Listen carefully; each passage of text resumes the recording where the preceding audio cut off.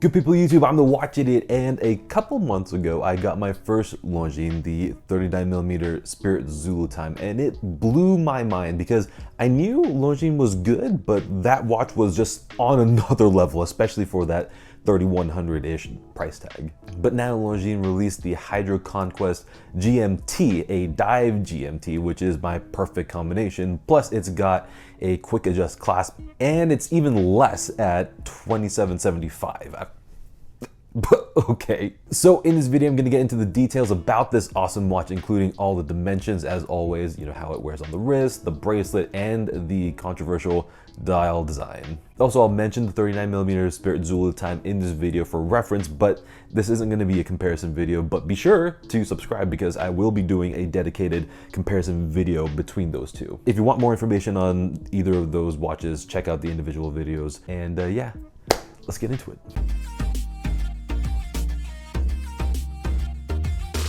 So let's do the dimensions first, as always, just so we can get a better sense of the watch. And we've got a case that's just a touch over 41mm and a case thickness of 12.9mm, which is really quite nice for a GMT diver with 300 meters of water resistance.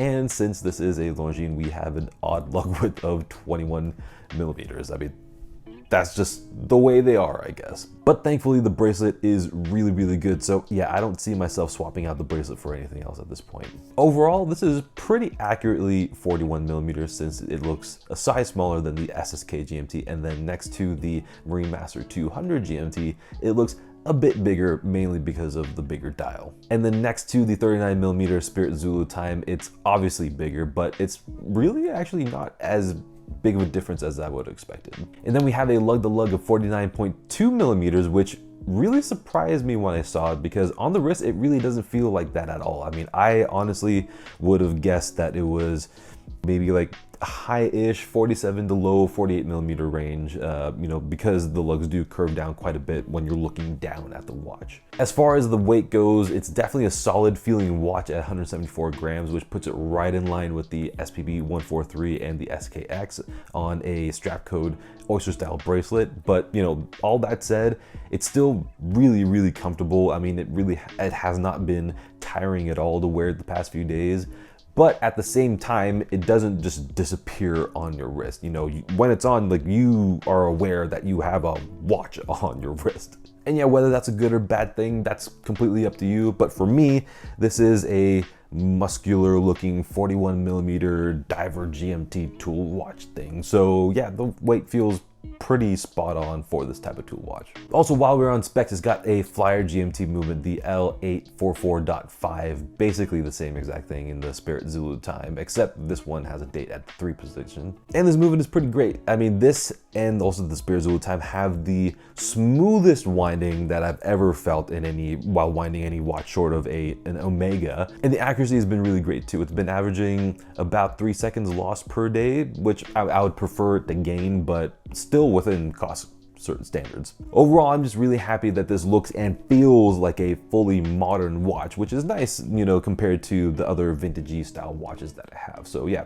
So let's do the dial now, and yeah, because that's where most of the talk and the controversy is. But first, the hands look good to me. I like that the hour hand is something different, you know, although only the diamond is loomed, so, you know, obviously there's not very much lume on any of the hands, really. And while we're talking about the lume, I like it. It's well applied, and it's solid, and it's bright blue lume, which is what I would expect from Longines, and the indices themselves are well finished with a metallic surround. I think they would be applied at this point. And then we have the simple 24-hour hand with an orange arrow at the top, which is what I would want from a watch that's a diver first and a GMT watch second. So yeah, no major distractions while you're desk diving.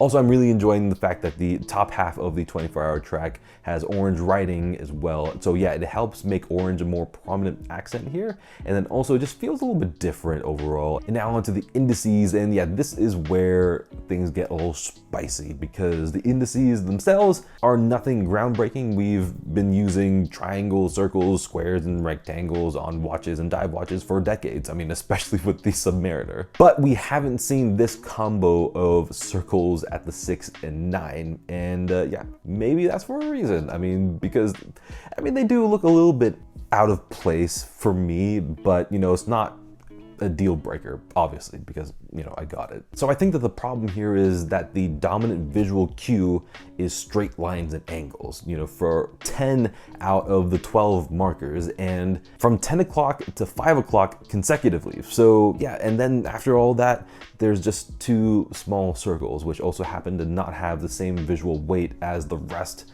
of the 10 indices. The Submariner combo, on the other hand, there's a much more balanced sense of contrast. Yes, there are 3 different shapes here, but 12, 3, 6, 9, the cardinal indices, are angular and longer with equal amounts of circles in between all of them. And yes, the date window is a part of this because it's a visual element of the dial, whether you like it or not. So yeah, maybe it would have been better if the circles were a bit bigger or maybe a little bit closer to the center, you know, just try to have the same sort of visual weight as the rest of the indices, or I don't know, maybe if the date window was a circle.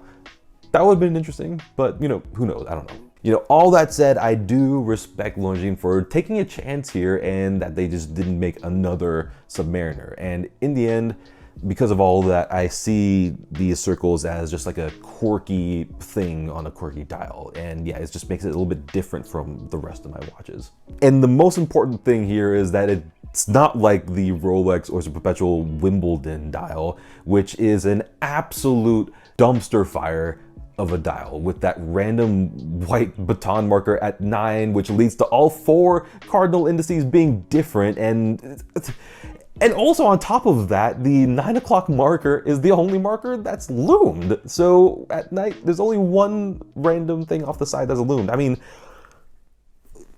I don't know.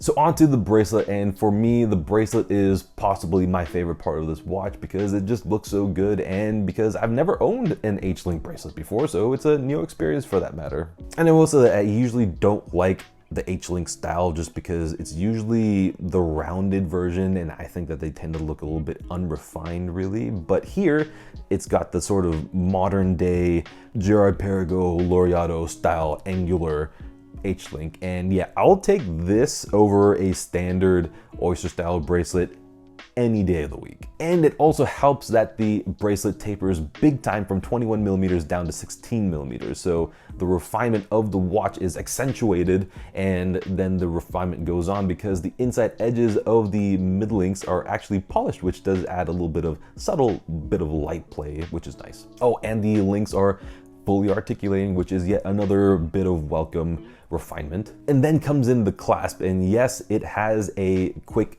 micro adjustment, which is something that the Spirit Zulu Time does not have, which is a bit of a head scratcher since it is more expensive. But I am glad that it's here because it's something that I look for in all watches at this price point. The micro adjustment is easy to use, just push the button in and then you move the bracelet forward and back. That said, the total amount of adjustment is only about 5 millimeters, which isn't that much compared to over 8 millimeters on the T-Fit clasp. And yeah, I feel like they could have maybe added a little bit more length just for a little bit extra flexibility. But in terms of flexibility, we do get 1/2 link that's actually more of like a 2/3 link, if anything. So I don't think that anyone should have any real trouble getting a good fit here. Yeah, in the end, I'm just really happy that the clasp itself is a very well made and well proportioned clasp that looks like it was actually designed for the watch, and it's also on the same level as the bracelet and the rest of the watch. So yeah, you know, good job once again, Longines. Okay, so now onto the case and bezel, and there really isn't too much to say here just because they are both on the simpler side of things. I mean, the case is fully brushed with no bevel, so it suits the tool watch nature of this watch, and I love brush surfaces in general. So yeah, here more so because I am a huge fan of this spicy brushing that Longines and Omega do on their case side. So I'm happy that I get to see 2 entire case sides worth of this spicy brushing. And one thing that's quite noticeable is that this case is very Rolexy, mainly because of that squared stance of the lugs when you see it on your wrist. And then the crown guards just to add to the whole Rolexiness of it. And that's not inherently bad, but I do think that's a bit unfortunate just because I feel like Longines could have done something classic yet different, like adding a topside bevel like they did on the Spirit Zulu Time, or just using the crown guards that was on the original HydroConquest. Those would have worked really nicely with this overall design, and it would have been something different and it would have added that much more character to it. But as far as overall case construction, I mean, it feels rock solid. You know, Longines did a good job, so I can't complain on that end. And as far as the bezel goes, we've got the same bezel with an original HydroConquest. It's got the bezel grip is that chunky sort of teeth. I don't know exactly what to call it. Thankfully, it's not the same as the Submariner. And as for the bezel action, it's good and the clicks are pretty solid, but it's not my favorite overall feel. I obviously like Tudor's bezel feel much more, but obviously they are also much more expensive. So yeah, let's just listen to it right now.